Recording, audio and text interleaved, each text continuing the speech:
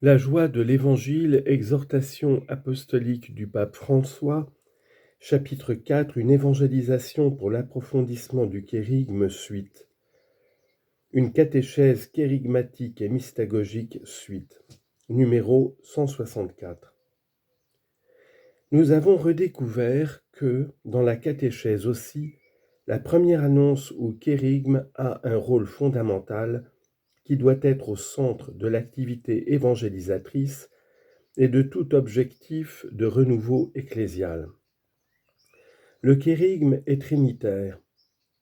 C'est le feu de l'esprit qui se donne sous forme de langue et nous fait croire en Jésus-Christ, qui par sa mort et sa résurrection nous révèle et nous communique l'infinie miséricorde du Père.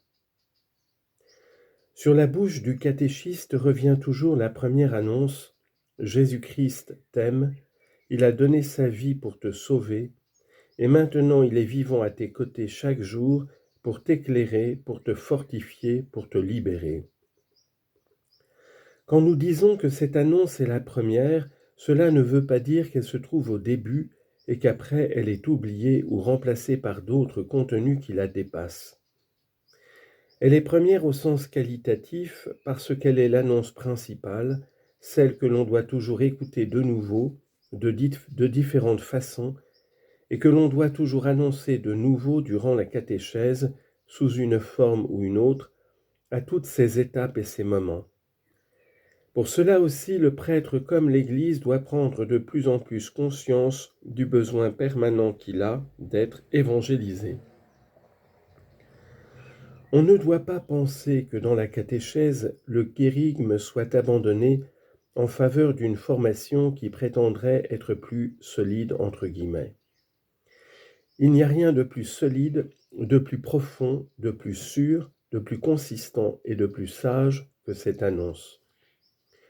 Toute la formation chrétienne est avant tout l'approfondissement du kérygme qui se fait chair toujours plus et toujours mieux, qui n'omet jamais d'éclairer l'engagement catéchétique et qui permet de comprendre convenablement la signification de n'importe quel thème que l'on développe dans la catéchèse. C'est l'annonce qui correspond à la soif d'infini présente dans chaque cœur humain. La centralité du kérygme demande certaines caractéristiques de l'annonce qui aujourd'hui sont nécessaires en tout lieu. Qu'elle exprime l'amour salvifique de Dieu préalable à l'obligation morale et religieuse, qu'elle n'impose pas la vérité et qu'elle fasse appel à la liberté, qu'elle possède certaines notes de joie, d'encouragement, de vitalité et une harmonieuse synthèse qui ne réduisent pas la prédication à quelques doctrines parfois plus philosophiques qu'évangéliques. Cela exige de l'évangélisateur des dispositions qui aident à mieux accueillir l'annonce, proximité, ouverture au dialogue, patience, accueil cordial qui ne condamne pas. Une autre caractéristique de la catéchèse qui s'est développée ces dernières années est celle de l'initiation mystagogique qui signifie essentiellement deux choses: la progressivité nécessaire de l'expérience de formation dans laquelle toute la communauté intervient, et une valorisation renouvelée des signes liturgiques de l'initiation chrétienne.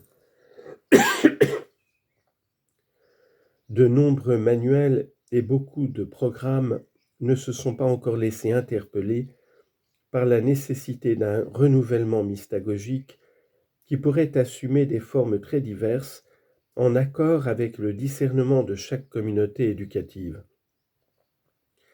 La rencontre catéchétique est une annonce de la parole et elle est centrée sur elle, mais elle a toujours besoin d'un environnement adapté et d'une motivation attirante, de l'usage de symboles parlants, de l'insertion dans un vaste processus de croissance et de l'intégration de toutes les dimensions de la personne dans un cheminement communautaire d'écoute et de réponse.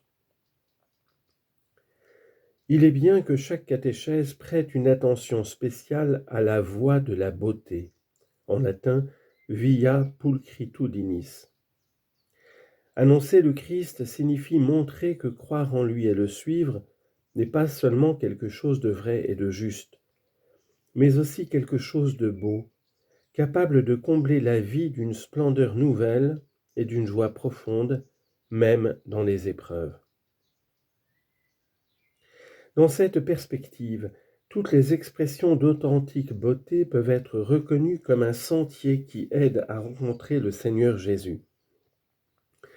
Il ne s'agit pas d'encourager un relativisme esthétique qui puisse obscurcir le lien inséparable entre vérité, bonté et beauté, mais de récupérer l'estime de la beauté pour pouvoir atteindre le cœur humain et faire resplendir en lui la vérité et la bonté du ressuscité. Si, comme affirme saint Augustin, nous n'aimons que ce qui est beau, le Fils fait homme, révélation de la beauté infinie, est extrêmement aimable, et il nous attire à lui par des liens d'amour. Il est donc nécessaire que la formation à la voie de la beauté soit insérée dans la transmission de la foi. Il est souhaitable que chaque Église particulière promeuve l'utilisation des arts dans son œuvre d'évangélisation en continuité avec la richesse du passé, mais aussi dans l'étendue de ses multiples expressions actuelles, dans le but de transmettre la foi dans un nouveau langage parabolique.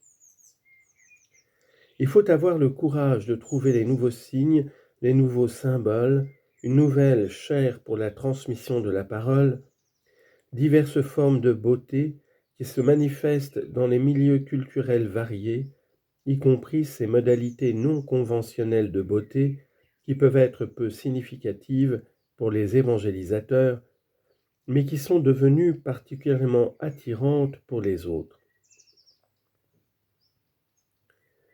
Pour ce qui concerne la proposition morale de la catéchèse, qui invite à grandir dans la fidélité au style de vie de l'Évangile, il est opportun d'indiquer toujours le bien désirable, la proposition de vie, de maturité, de réalisation, de fécondité, à la lumière de laquelle on peut comprendre notre dénonciation des maux qui peuvent l'obscurcir.